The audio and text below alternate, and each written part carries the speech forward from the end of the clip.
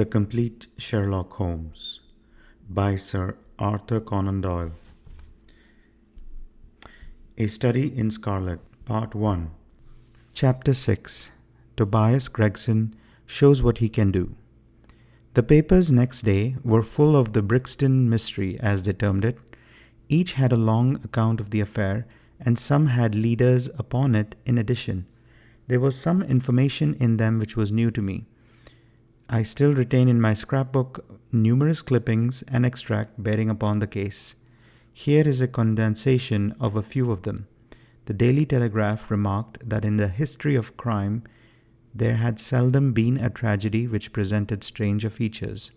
The German name of the victim, the absence of all other motive, and the sinister inscription on the wall all pointed to its perpetration by political refugees and revolutionists.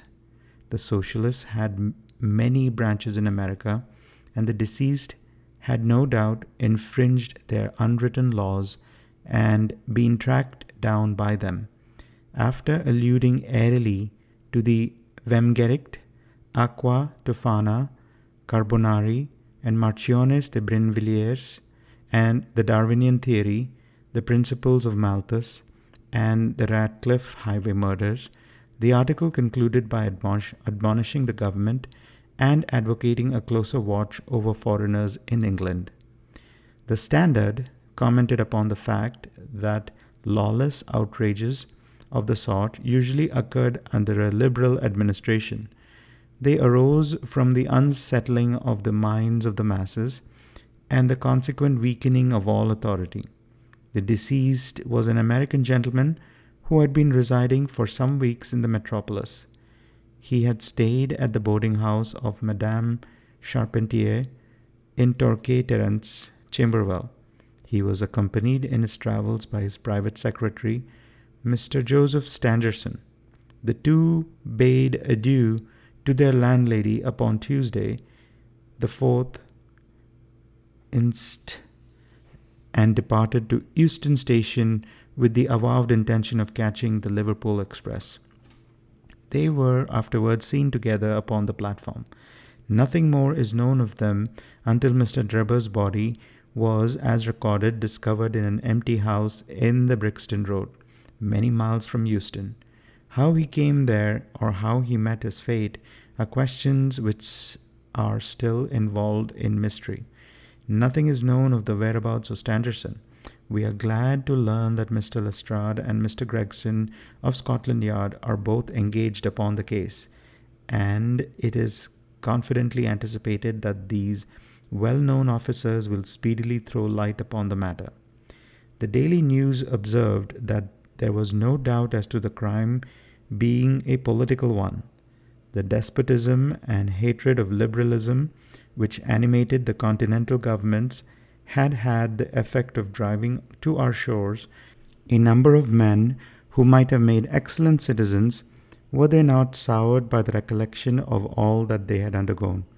Among these men there was a stringent code of honor, any infringement of which was punishable by death. Every effort should be made to find the secretary, Stangerson, and to ascertain some particulars of the habits of the deceased. A great step had been gained by the discovery of the address of the house at which he had boarded, a result which was entirely due to the acuteness and energy of Mr. Gregson of Scotland Yard. Sherlock Holmes and I read these notices over together at breakfast, and they appeared to afford him considerable amusement. I told you that, whatever happened, Lestrade and Gregson would be sure to score. That depends on how it turns out. Oh, bless you, it doesn't matter in the least. If the man is caught, it will be on account of their exertions. If he escapes, it will be in spite of their exertions. It is heads I win, tails you lose. Whatever they do, they will have followers. Un sot trouve toujours un plus sot qui l'admire. What on earth is that? I cried, for at this moment there came the pattering of many steps in the hall and on the stairs. accompanied by audible expressions of disgust upon the part of our landlady. "It's the Baker Street division of the Detective Police Force," said my companion gravely. And as he spoke, there rushed into the room half a dozen of the dirtiest, most ragged street Arabs that I ever clapped my eyes on. "Tension!" cried Holmes in a sharp tone, and the 6 dirty little scoundrels stood in line like so many disreputable statuettes. "In future, you shall send up Wiggins alone to report, and the rest of you must wait in the street. Have you found it, Wiggins?" "No, sir, we ain't," said one of the youths. "I hardly expected you would. You must keep on until you do. Here are your wages." He handed each of them a shilling. "Now off you go, and come back with a better report next time." He waved his hand, and they scampered away downstairs like so many rats, and we heard their shrill voices next moment in the street. "There's more work to be got out of those little beggars than out of a dozen of the force," Holmes remarked. "The mere sight of an official-looking person seals men's lips. These youngsters, however, go everywhere and hear everything. They're as sharp as needles, too. All they want is organization." "Is it on this Brixton case that you are employing them?" I asked. "Yes. There is a point which I wish to ascertain. It is merely a matter of time. Hullo! We are going to hear some news now with a vengeance. Here is Gregson coming down the road with beatitude written upon every feature of his face. Bound for us, I know. Yes, he's stopping. There he is." There was a violent peal at the bell, and in a few seconds the fair-haired detective came up the stairs, 3 steps at a time, and burst into our sitting room. "My dear fellow," he cried, wringing Holmes's unresponsive hand, "congratulate me. I have made the whole thing as clear as day." A shade of anxiety seemed to me to cross my companion's expressive face. "Do you mean that you are on the right track?" he asked. "The right track? Why, sir, we have the man under lock and key." "And his name is?" "Arthur Charpentier, sub-lieutenant in Her Majesty's Navy," cried Gregson pompously, rubbing his fat hands and inflating his chest. Sherlock Holmes gave a sigh of relief and relaxed into a smile. "Take a seat and try one of these cigars," he said. "We are anxious to know how you managed it. Will you have some whiskey and water?" "I don't mind if I do," the detective answered. "The tremendous exertions which I have gone through during the last day or two have worn me out. Not so much bodily exertion, you understand, as the strain upon the mind. You will appreciate that, Mr. Sherlock Holmes, for we are both brain workers." "You do me too much honor," said Holmes gravely. "Let us hear how you arrived at this most gratifying result." The detective seated himself in the armchair and puffed complacently at his cigar. Then suddenly he slapped his thigh in a paroxysm of amusement. "The fun of it is," he cried, "that fool Lestrade, who thinks himself so smart, has gone upon the wrong track altogether. He's after the secretary Stangerson, who had no more to do with the crime than the babe unborn. I have no doubt that he has caught him by this time." The idea tickled Gregson so much that he laughed until he choked. "And how did you get your clue?" "Ah, I'll tell you about it. Of course, Dr. Watson, this is strictly between ourselves. The first difficulty which we had to contend with was the finding of this American's antecedents.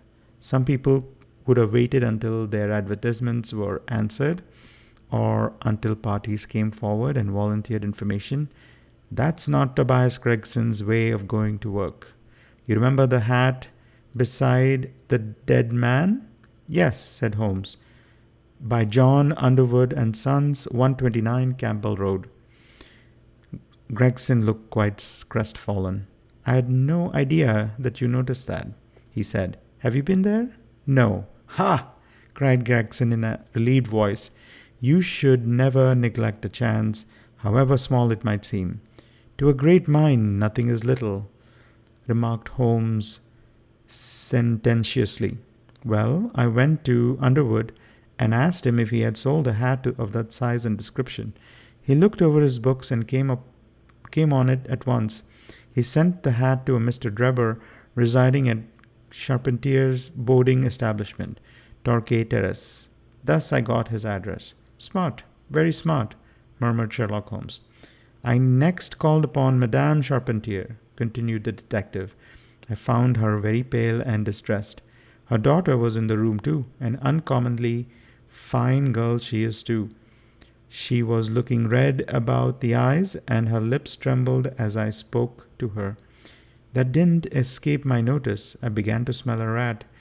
You know the feeling, Mr. Sherlock Holmes. Then you come upon the right scent, a kind of thrill in your nerves. Have you heard of the mysterious death of your late boarder, Mr. Enoch J. Drebber of Cleveland? I asked. The mother nodded. She didn't seem able to get out a word. The daughter burst into tears. I felt more than ever that these people knew something of the matter. At what o'clock did Mr. Drebber leave your house for the train? I asked. At 8 o'clock, she said, gulping in her throat to keep down her agitation. His secretary, Mr. Stangerson, said that there were two trains, one at 9:15 and one at 11. He was to catch the first. And was that the last which you saw of him? A terrible change came over the woman's face as I asked the question.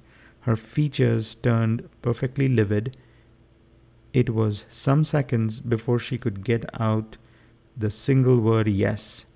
When it did come, it was in a husky, unnatural tone. There was silence for a moment, and the daughter spoke in a calm, clear voice. No good can ever come of falsehood, mother. Let us be frank with this gentleman. We did see Mr. Drebber again. God forgive you, cried Madame Charpentier, throwing up her hands and sinking back in her chair. You have murdered your brother. Arthur would rather that we spoke the truth, the girl answered firmly. You had best tell me all about it now, I said. Half confidences are worse than none. Besides, you do not know how much we know of it. On your head be it, Alice, cried her mother, and then turning to me, I will tell you all, sir.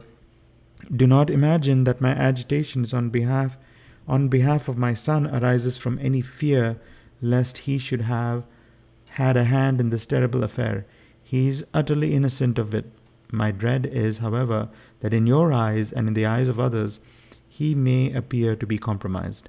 That, however, is surely impossible. His high character, his profession, his antecedents would all forbid it. Your best way is to make a clean breast of the facts, I answered. Depend upon it. If your son is innocent, he will be none the worse. Perhaps, Alice, you had better leave us together, she said, and her daughter withdrew.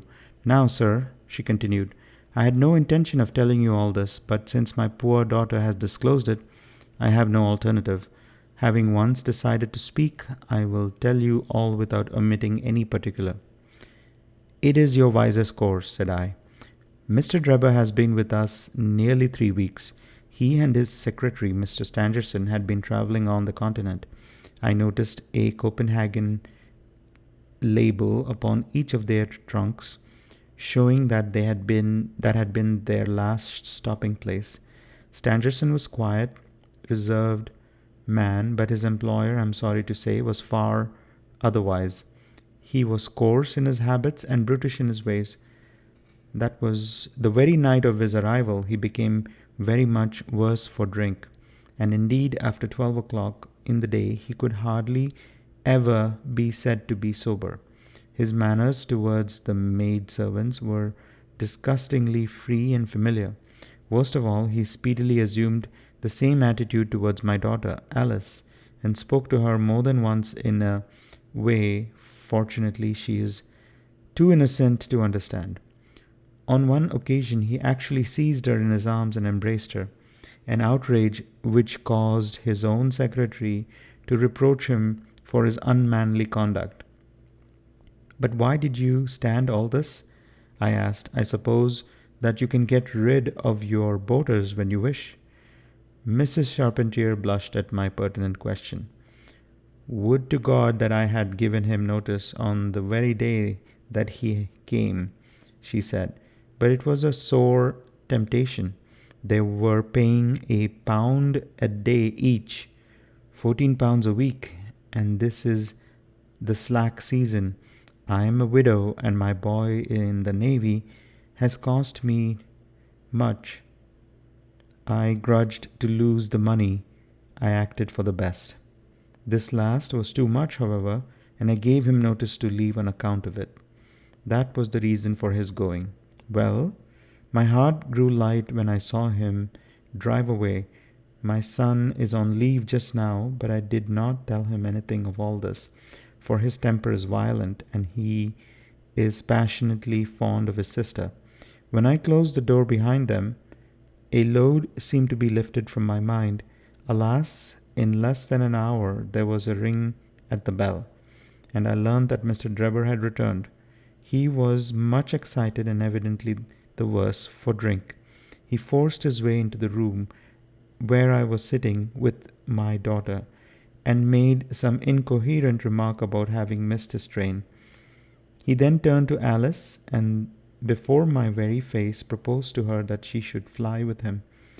"You are of age," he said, "and there is no law to stop you. I have money enough and to spare. Never mind the old girl here, but come along with me now straight away. You shall live like a princess." Poor Alice was so frightened that she shrunk away from him, but he caught her by the wrist and endeavored to draw her towards the door. I screamed, and at that moment my son Arthur came into the room. What happened then I do not know. I heard oaths and the confused sounds of a scuffle. I was too terrified to raise my head. When I did look up, I saw Arthur standing in the doorway laughing, with a stick in his hand. "I don't think that fine fellow will trouble us again," he said. "I will just go after him and see what he does with himself." With those words, he took his hat and started off down the street. The next morning, we heard of Mr. Drebber's mysterious death. This statement came from Mrs. Charpentier's lips with many gasps and pauses. At times, she spoke so low that I could hardly catch the words. I made shorthand notes of all that she said, however, so that there should be no possibility of a mistake. "It's quite exciting," said Sherlock Holmes with a yawn. "What happened next?"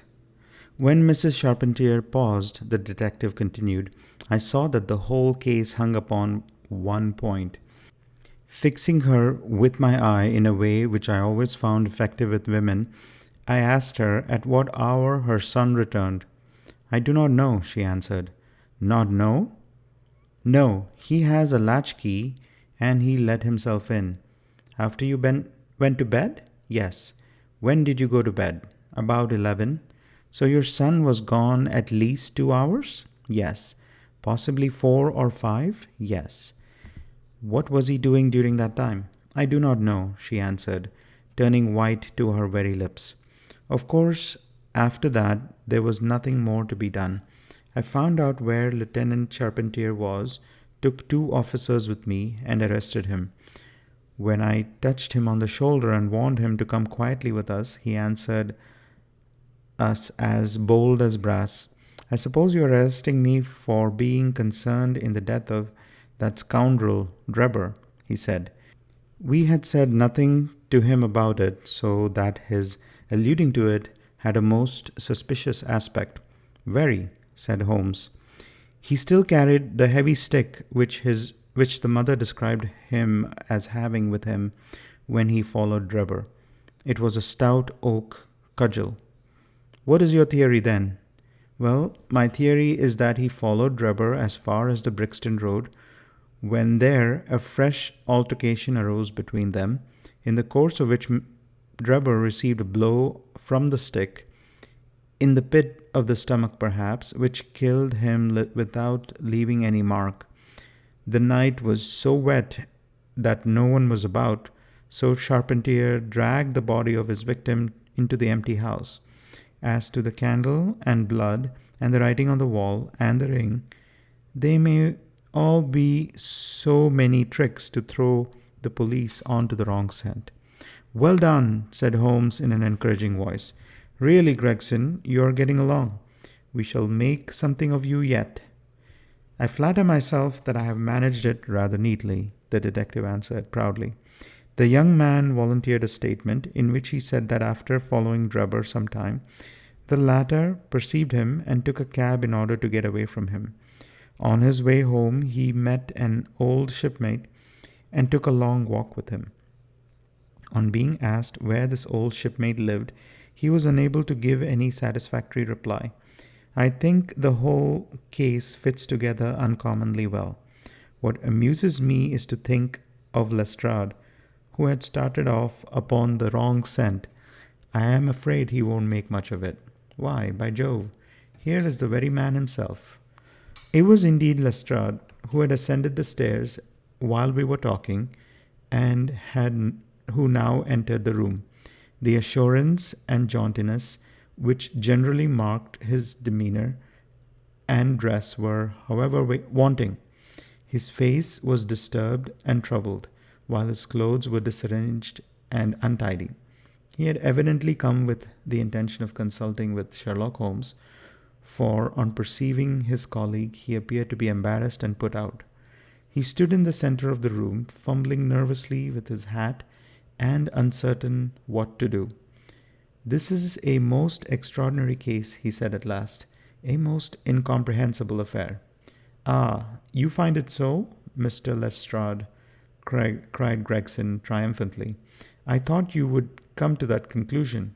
Have you managed to find the secretary, Mr. Joseph Stangerson?"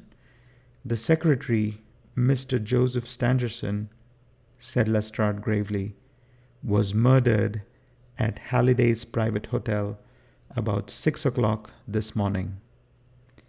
End of chapter 6.